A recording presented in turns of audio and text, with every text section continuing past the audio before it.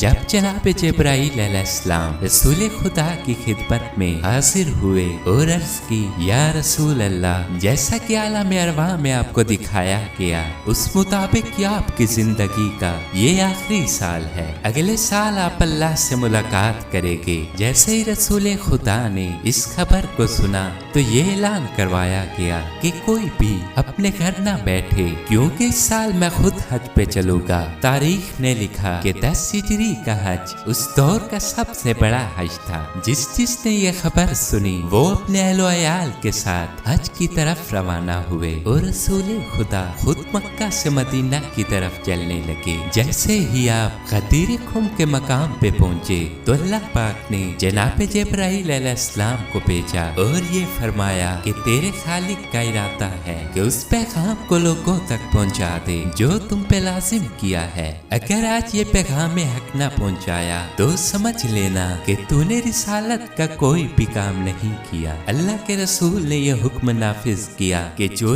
اصحاب آگے چلے گئے ہیں وہ پیچھے آ جائے اور جو پیچھے رہ گئے ہیں وہ آگے آ جائے۔ اونٹوں سے پلان اتار کر ایک ممبر بنایا گیا، تب اللہ کے رسول ممبر پہ آئے اور فرمانے لگے اے لوگو، میں وہ محمد ہوں جسے اللہ نے منتخب کیا تاکہ تم لوگوں کو اللہ کا دین سمجھا سکو، لیکن من قریب تم میں نہیں رہوں گا، لیکن میرا پیغام رہے گا، تمہاری نظروں سے اوجھل ہو جاؤ گا۔ تب اصحاب نبی رونے لگے۔ اتنی دیر میں آپ نے فرمایا اگر تم چاہتے ہو کہ روز معاشر آ کے مجھ سے ملو تو 2 چیزوں کو کبھی نہ بھلانا، ایک اللہ کی کتاب اور دوسری میری اہل بیت۔ اگر تم نے قرآن اور اہل بیت کو ساتھ رکھا تو روز معاشر حوض کوثر پہ مجھ سے ملو گے۔ مولا علی علیہ السلام کو ہاتھ اپنے ہاتھ پہ لے کر بلند کر کے یہ فرمانے لگے من کنتو مولا فہذا علی مولا، جس کا میں مولا ہوں اس کا علی مولا ہے۔ اے اللہ، جو